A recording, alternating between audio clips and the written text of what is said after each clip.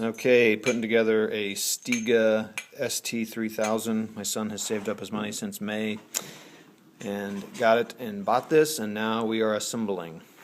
And we've got the casters on, and some of the internet things say 4 hours. And let me just tell you, it's heavy, very heavy. So the casters are easy.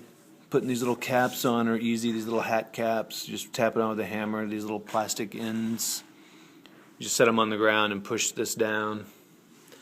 And then one of the first tricky parts is lining these up, because they're just slightly longer this way. The center of this is slightly longer from here than this is. That's shorter. And if you get it wrong, you can see. So be sure you line it up correctly. You can see how it's off there. So then that's kind of the first stumbling block. But anyway, we'll catch up later.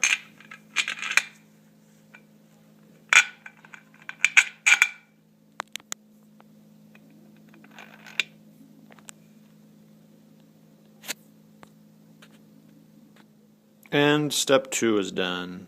Put on those plates and the spacers, hopefully correctly.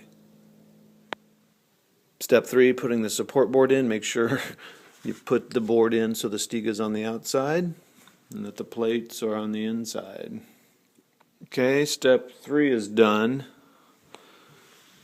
Using these wing nuts, and they say attach it securely, as opposed to these, which I did not attach securely yet. They're still room, so they must need a little bit of play, so we left those pretty loose.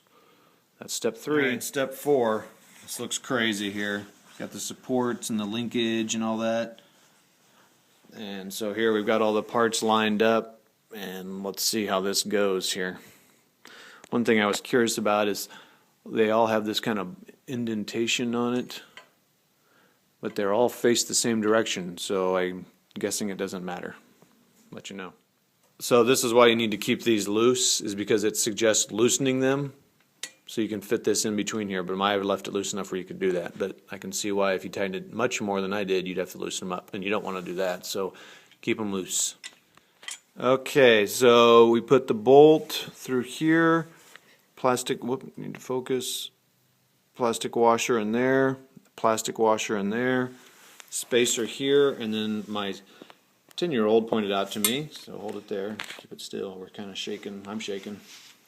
So see this, these have one size and then a smaller size. So it does matter because it won't fit on there. So it's pretty much idiot proof, but just something to note. We'll go like that and then we'll put the bolt on. So that's that. Okay, still on step 4, it said to tighten all these bolts securely, and then it says, note, tighten, so this bolt and this nut, so it says tighten nut so that end of bolt 27 is even with the edge of nut, which I assume would be this, which is like that, because you don't want to tighten this too much, because I figure this has to move to adjust the table, but we'll kind of check on that later. But it's kind of one thing says tighten it securely, and it says to the edge of nut, because you do want movement. If you tighten it too tight, it doesn't really move, so we'll get back to that. Step 4 is complete. My second helper, my 10-year-old, reminded me as well. I was starting to put the nut on this one, and he was like, Dad, I forgot to put the red extender on there. Whoops. Anyway, so good for help. So now it's time to put supports and things on tables, and that's really heavy, and my back is terrible, so I may need waiting for that, so back to you later. All right, so here's the back of the table where you'll be playing and hitting, and then up here is where the net goes, and it's important because there's no white line, and that's how they help instruct you where you're going to put some of the screws and all that on the other side. Okay. I don't expect you to see this, but there are no pilot holes along that side where there's not paint. So along the net side there are no pilot holes, but if you move down here along the back side of the table, there are pilot holes all along this side. So that's how you tell. So that the U-bolts or the U-clamps are going to go there. in there. Okay, step 5 through 9, and this is putting these on the table. So you have to make sure that you're on this edge without the pilot holes.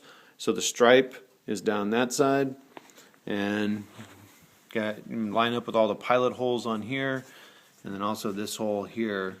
Make sure that's lined up. So that's what I'm trying to do. I'll show you when I'm done. Step 10 is done. We put these brackets on. Put those like stoppers, that, and those brackets. So far so good.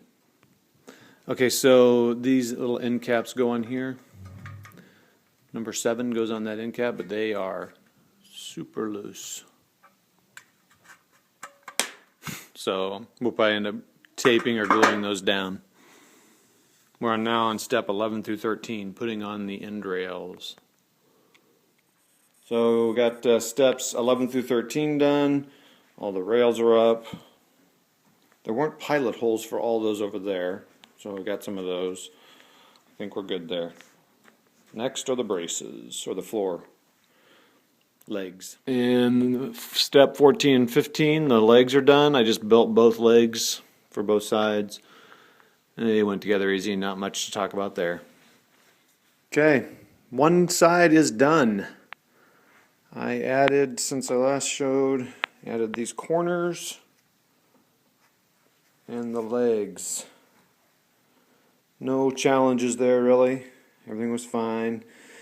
Now we're going, after I build the next side, then we'll be doing this.